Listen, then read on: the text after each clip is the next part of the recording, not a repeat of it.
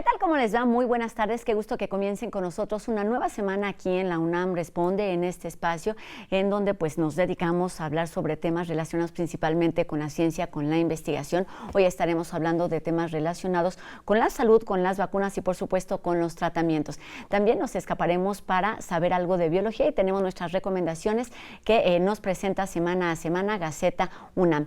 Y bueno, comenzamos esta semana hablando precisamente con temas relacionados con la pandemia. Y es que durante más de 20 meses nuestra Universidad Nacional Autónoma de México no ha parado de trabajar en respuesta a la emergencia sanitaria. Las ciencias, las humanidades y por supuesto las artes abrieron camino a nuevas posibilidades para responder a la sociedad. Y existe una muestra de todo este trabajo que se titula Saber para cuidar la UNAM frente a la pandemia, que puede visitarse de forma virtual en la página que está apareciendo en nuestra pantalla, saber-cuidar.isue.unam.mx, o también puede disfrutarse de forma presencial en el Museo UNAM Hoy, que está ubicado en la calle de Moneda, allá en el centro histórico. Dos posibilidades para acercarnos a este trabajo que ha realizado nuestra universidad a lo largo de todos estos meses de pandemia. Y comenzamos este lunes con la voz del doctor Carlos Rosales, quien nos habla sobre el impacto que tienen las vacunas y la vacunación en el índice de decesos. Vamos a escucharlo esta tarde. ¿Cómo está, doctor? Muy buenas tardes. Gracias, Rosa. Muy buenas tardes. Nuestro aquí público nos ha preguntado, ahora que parece que hay nuevos casos y hay nuevas infecciones apareciendo en diferentes partes del mundo por el coronavirus, ¿esto significa que las vacunas no son efectivas? Bueno, hemos visto que las vacunas es una de las herramientas más efectivas para combatir la diseminación de la enfermedad y prevenir enfermedades graves. Datos recientes publicados por la ECDC, la Comisión Europea para el Control y Prevención de las Enfermedades, muestra datos que correlacionan el grado de vacunación en los diferentes países de Europa con el número de casos y fallecimientos por coronavirus. Veamos. En países como Irlanda, Dinamarca o España, donde la tasa de vacunación es de más del 90%, el número de fallecimientos reportados en un periodo de 2 semanas al principio de noviembre es muy bajo. En contraste, en países como Rumania, Bulgaria, Croacia, donde la tasa de vacunación es de 40% o menos, el número de fallecimientos es muy alto. Esto demuestra claramente que en lugares donde hay más personas vacunadas, la enfermedad se reduce muchísimo. Entonces, las vacunas sí funcionan y funcionan muy bien para prevenir la enfermedad grave. No se preocupe de más, vacúnese en cuanto pueda y siga las recomendaciones de siempre. Con eso se contendrá la diseminación de esta pandemia. Gracias. Cuídese mucho. Hasta luego.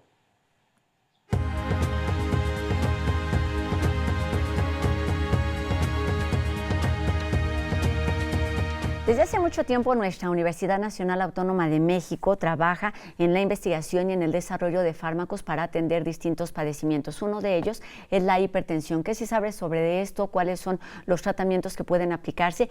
Y principalmente, ¿cuál es la relación de cómo este conocimiento puede aplicarse ahora en medio de esta pandemia con la enfermedad de COVID-19? Para platicar de todo esto, me da gusto saludar y además recibir aquí en las instalaciones de TV UNAM al doctor en investigación en medicina Diego Lezama Martínez, quien es investigador del Laboratorio de Farmacología del Miocardio de la FES Cuautitlán, además egresado también de esta licenciatura y quien recibió en el año de 2016 el premio Arturo Rosenbluth. ¿Cómo estás? Rosenbluth, perdón. ¿Cómo estás, Diego? Buenos días, me encuentro muy bien y pues muy emocionado de hablar de este tema. Pues un gusto que estés aquí con nosotros y de eso se trata, de sacar del laboratorio y de compartir con la comunidad universitaria y además con el público en general todo lo que se hace en estos laboratorios que muchas veces pues no conocemos, pero resulta en verdad importante para la sociedad en general. Y hoy estamos hablando en particular de la hipertensión. Platícanos qué es esta enfermedad, qué es a grandes rasgos lo que ocasiona en nuestro organismo, Diego. Bueno, pues esta enfermedad se caracteriza por un aumento de la presión arterial y esto es sobre valores cercanos a 140 milímetros de mercurio de presión sistólica y o 90 milímetros de mercurio de presión diastólica. Entonces, esta enfermedad impacta sobre nuestro sistema cardiovascular, que es en el corazón y en los vasos sanguíneos. Y lo que hace es que genera, bueno, es crónica y es degenerativa. Entonces, empieza a producir daños mientras se desarrolla. Y mientras se deja avanzar, si no hay un tratamiento, empeora esta enfermedad hasta llegar a desarrollar otras enfermedades, como puede ser el infarto o la insuficiencia cardíaca o algunos otros trastornos de los vasos. Cuando estamos hablando de la presión, ¿se puede manejar alta o baja? ¿Cuál es la diferencia y cuáles son los efectos que ocasionan en nuestro organismo? En este caso, cada uno de ellos.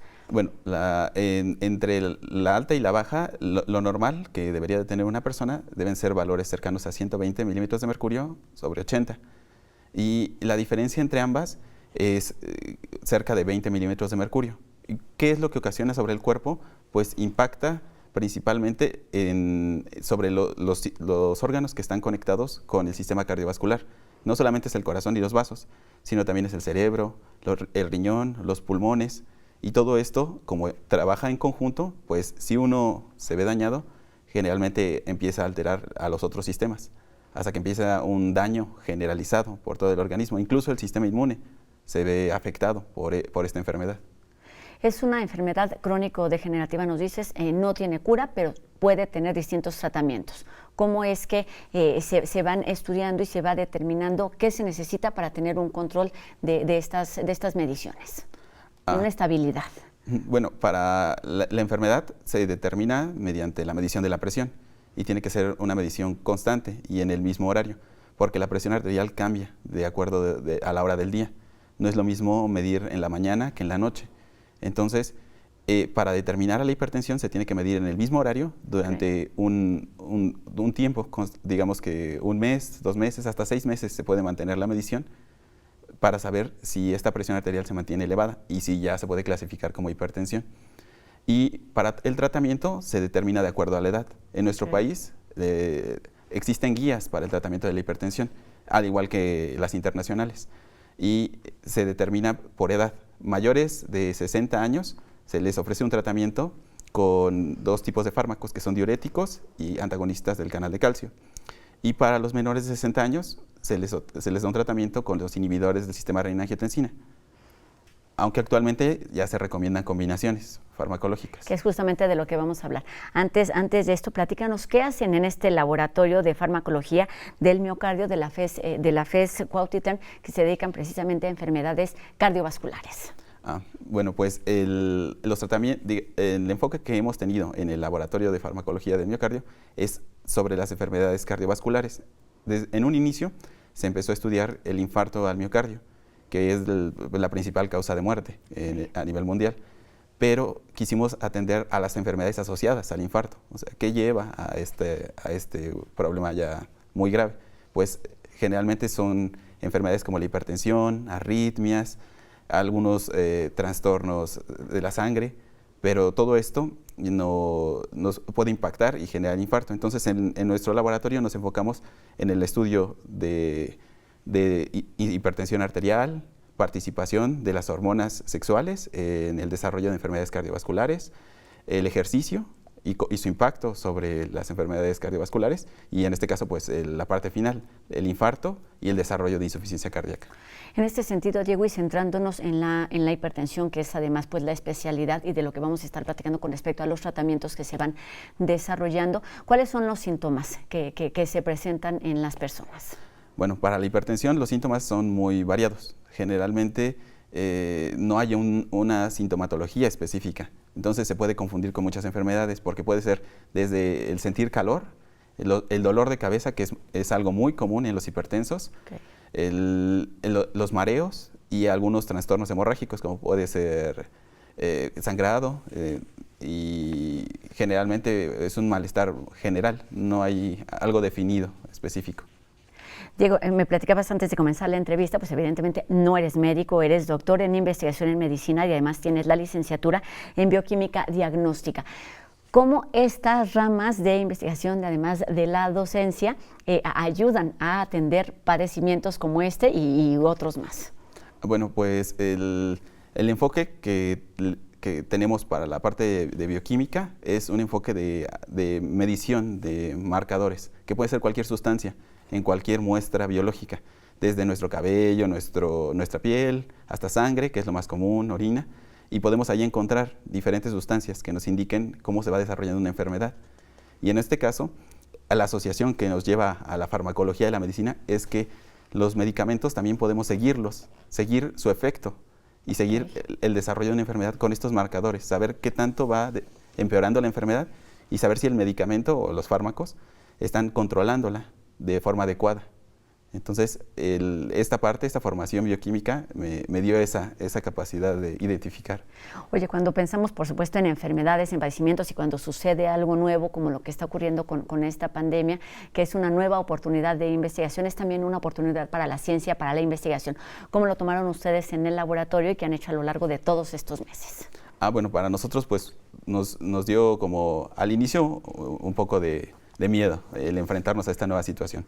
Pero después nos dimos cuenta que nosotros llevábamos estudiando mucho tiempo a este sistema al que afectaba el virus del SARS-CoV-2. Entonces, pensamos que, ¿por qué no con todo el conocimiento que ya tenemos acerca de este sistema renina-angiotensina y de estos fármacos, lo podíamos utilizar de alguna forma para beneficiar o ayudar en esta pandemia? Entonces, empezamos a enfocar nuestras líneas de investigación en la asociación que tiene la enzima convertida en angiotensina 2, que es el receptor del SARS-CoV-2. Es a donde llega. Es a donde llegamos. Y donde afecta, ok. Y ahí es donde queremos como impactar, saber si existe alguna relación del sistema cardiovascular, entender el mecanismo, que es lo que actualmente no se sabe. Okay. Porque en esta pandemia, las sociedades internacionales de la hipertensión o de cardiología tuvieron un problema a la hora de hablar de estos fármacos, que son los antihipertensivos. Y es que ellos no sabían si existía una relación entre los tratamientos y la infección por el SARS-CoV-2. Okay. Entonces, incluso la Organización Mundial de la Salud sacó un comunicado el año pasado de que no había evidencia suficiente ni para modificar los tratamientos ni para decir que favorecían a la infección. Entonces, incluso hubo una crisis a nivel internacional de que los médicos querían dejar de recetar estos medicamentos, y todo porque no se entendía ese mecanismo. Okay. Entonces, nos dimos cuenta en ese momento que a pesar de todo el tiempo que estos medicamentos se han utilizado para los hipertensos, no sabemos casi nada de ellos, y eso nos llevó a este problema justo de la pandemia. A identificar este problema, pero también a proponer soluciones, y se trata del proyecto de multiterapia. ¿En qué consiste y qué es en lo que están trabajando exactamente, Diego? Esta politerapia, lo que nos enfocamos es en tratar... Politerapia, dije multiterapia, es politerapia. Esta politerapia, lo que nos enfocamos es en investigar cómo los tratamientos combinados pueden tener mejores efectos que un tratamiento individual. Y esto ya se ha descrito, incluso las guías internacionales para tratamiento de la hipertensión recomiendan que se inicie con una politerapia en la mayoría de los casos, porque al final los pacientes van a requerir 2 medicamentos. Okay. Por lo general todos van a terminar usando 2 o hasta 4 o 5 medicamentos.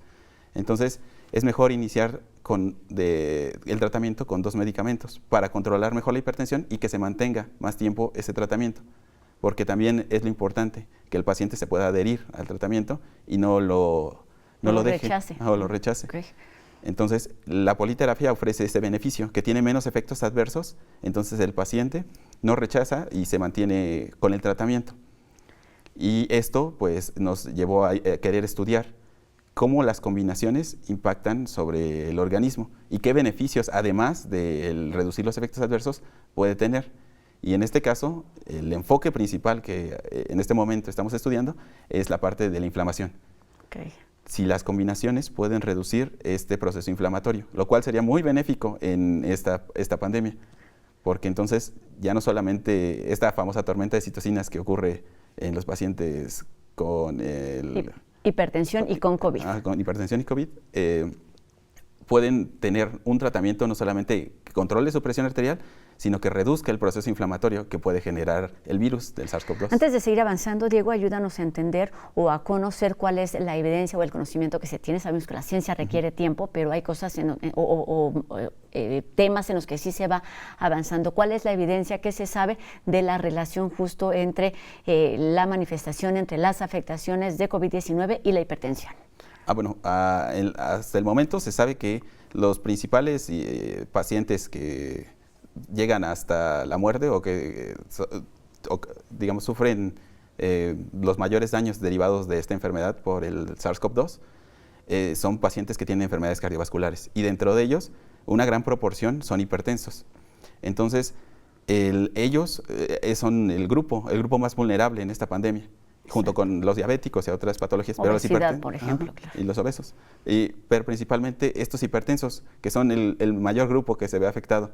Y lo que queremos saber es cómo se puede tratar y cómo se puede reducir esta mortalidad en el grupo de los hipertensos con su tratamiento o modificando alguna otra de sus características. ¿Cuáles son esos tratamientos que están probando a partir, por supuesto, del conocimiento que ya tienen en la investigación de estas sustancias y su efectividad en la hipertensión, en el tratamiento de la hipertensión? Bueno, dentro de los tratamientos que hemos estudiado, y ya llevamos bastantes años con ellos, son los inhibidores del sistema renina-angiotensina. Estos son muy famosos y se utilizan muy comúnmente en nuestra población, que son los inhibidores de la ECA, como el captopril, el enalapril y esta familia. ¿Qué hacen estos medicamentos, estas sustancias? Estos medicamentos bloquean una enzima que se llama enzima convertida de angiotensina, que es la ECA. Y al bloquearla, reducen la presión arterial en los pacientes hipertensos y la controlan. Y al igual que otra familia que se llaman ARAS, que son bloqueadores del receptor de angiotensina 2, que también al bloquear este receptor reducen la presión arterial, y los dos son muy buenos para controlar la presión arterial.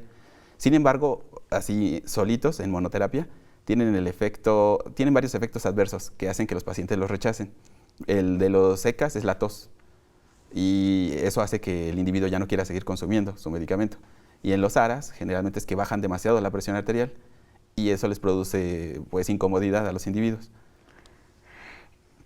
¿En qué etapa del proceso de la investigación van, considerando por supuesto este trabajo previo y además la colaboración que tienen con otras instancias educativas y de salud, Diego? Pues hasta el momento ya llevamos los estudios básicos, que podrían ser los efectos de las combinaciones sobre la presión. Ya sabemos que las combinaciones sí controlan la presión arterial, la mantienen reducida en individuos hipertensos. Sabemos también que regulan los procesos en los vasos, que nosotros lo hacemos a través de estudios de reactividad vascular, que controlan ese aumento de la tensión arterial. Y ahorita, justo en este momento, estamos en el estudio de las citocinas proinflamatorias. Y lo que queremos saber es cómo estos tratamientos afectan a estas citocinas proinflamatorias y cuál es el mecanismo, porque el mecanismo no está descrito en la literatura. Entonces queremos entender ese mecanismo y poder aportar eso para que se pueda ya definir bien cuál es la asociación entre estos tratamientos y la hipertensión. ¿Y cómo se da esta colaboración con otras instancias? Tú además tienes la licenciatura en la FES, pero pues la maestría y el doctorado está con el Politécnico. ¿Cómo se van sumando y extendiendo estos brazos para extender el conocimiento y además para generar colaboraciones que sean más benéficas y además más rápidas, que es algo que hemos visto a lo largo de toda esta pandemia? Eso de compartir el conocimiento tiene en verdad beneficios generales. Bueno, pues la colaboración surgió desde la licenciatura en nuestro laboratorio de farmacología del miocardio. Tenemos una asociación, una relación, una colaboración con la Escuela Superior de Medicina.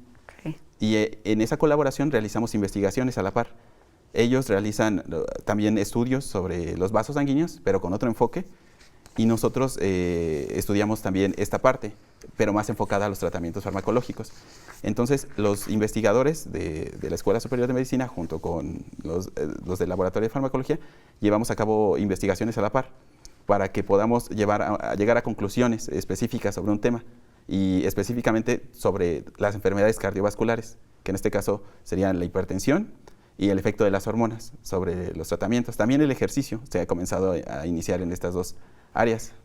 Estamos por terminar, Diego, y nada más pues para tener un cierre que además sea de utilidad para la sociedad en términos de practicidad y de lo que podemos hacer. Por un lado se estudian las enfermedades y por el otro también los tratamientos que pueden ser benéficos. Como individuos, ¿qué podemos y qué debemos hacer para evitar y prevenir este tipo de enfermedades?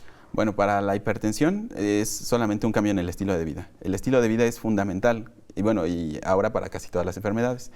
Entonces, exacto. En este caso, para controlar nuestra presión arterial y mantenerla normal a lo largo de nuestra vida, debemos de reducir el consumo de sal, principalmente el sodio, que es lo que le menciona. Y al reducir este consumo de sal, también nuestra presión arterial se mantiene controlada. Y el ejercicio es fundamental. Ahora ya es algo que sabemos y que es muy importante para nuestra vida. Y en esta forma controlamos nuestra presión. Exacto. Para este y para otros padecimientos, una vida sana implica alimentación, implica movilidad, por supuesto, algún tipo de ejercicio que nos mantenga activos y, por supuesto, tener la información correcta y acercarnos en este sentido pues, a los especialistas, en este caso los médicos, pero también considerando el trabajo que se realiza en cada uno de los laboratorios universitarios. Diego Lezama Martínez, investigador del Laboratorio de Farmacología del Miocardio de la FES Cuautitlán. Muchísimas gracias por haber estado con nosotros y pues éxito en esta investigación, que tenga buenos resultados y pronto. Muchas gracias. Gracias, Diego. Y tenemos más información aquí en la UNAM Responde. Enseguida Paulina Gómez nos lleva a conocer en muy pocos minutos este nuevo pabellón de la biodiversidad que está por abrir el próximo año. El Pabellón Nacional de la Biodiversidad es el proyecto arquitectónico más importante de Latinoamérica en temas de biodiversidad, ciencia y tecnología. Nace para desarrollar investigación y difundir la importancia e interés en la biología.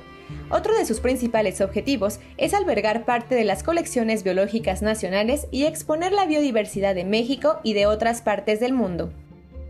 Son colecciones donde guardamos registro de una gran cantidad de plantas, animales, hongos, microorganismos. Como es una colección de los organismos que se encuentran vivos, especialmente en México, pero también tenemos representantes de otras especies de diferentes partes del planeta. Entonces, tienen una importancia muy grande, pues nos permiten documentar cuáles son las especies que viven en México, en diferentes regiones, bajo diferentes regímenes climáticos, bajo diferentes condiciones edáficas. En este espacio se exhiben 4 colecciones biológicas: peces, anfibios, reptiles y mamíferos. Otras colecciones, como las de insectos, mariposas y moluscos, continúan albergadas en el Instituto de Biología de la UNAM. Ubicado en la zona cultural universitaria, este pabellón consta de 3 niveles: áreas de exposición museográfica permanente, una biblioteca digital, equipos de cómputo y préstamo de tabletas para acceder a más información. En las exhibiciones museográficas hay una gran cantidad de interactivos que son muy atractivos, muy modernos, están puestos en escena de una manera muy atractiva. También una cuestión que a mí me parece realmente espectacular es que hay microscopios especializados donde se puede asomar una persona, cambiar los ejemplares que se están observando y al mismo tiempo lo que la persona está observando se proyecta en una pantalla para que mucha gente lo pueda observar. Cuenta con áreas de investigación activa y lugares estratégicos para observar a los estudiantes e investigadores. El público, a través de ventanales, puede estar cerca del trabajo del Laboratorio de Biología Acuática, de Secuenciación Genómica y el de Biología Molecular. Es el único museo universitario que combina un área de exposición museográfica con áreas de investigación científica que se están llevando a cabo activamente ahí tras los ventanales. El Pabellón Nacional de la Biodiversidad pronto estará abierto al público general, quien podrá observar y aprender del estudio de la biodiversidad bajo un proceso evolutivo de miles de millones de años y así comprender la reconstrucción de la vida de los organismos en el planeta, un acercamiento a la ciencia, la biología y a todas las formas de vida de nuestro entorno. Y seguimos con más de las opciones que nos presenta nuestra universidad día con día. Hoy, como todos los lunes, vamos con Gaceta UNAM.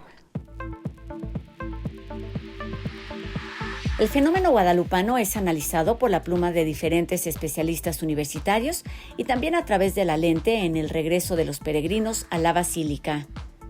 Persiste la brecha de género entre la población académica universitaria y en el país continúa el hostigamiento y el acoso hacia las mujeres.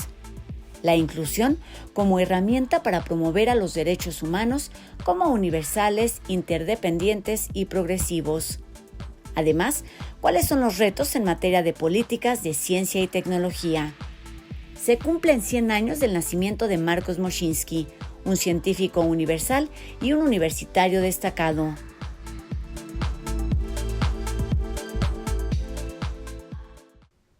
Y con esto terminamos nuestro programa de hoy. Como todos los días, los invitamos a que se pongan en contacto con nosotros a través de nuestras redes sociales. Ustedes ya las conocen, están apareciendo en nuestra pantalla y queremos recibir sus dudas, sus comentarios y sugerencias para seguir haciendo juntos este programa. Y los invitamos, por supuesto, a que nos acompañen el día de mañana en una emisión más de La UNAM Responde, por supuesto, 2:30 por TV UNAM.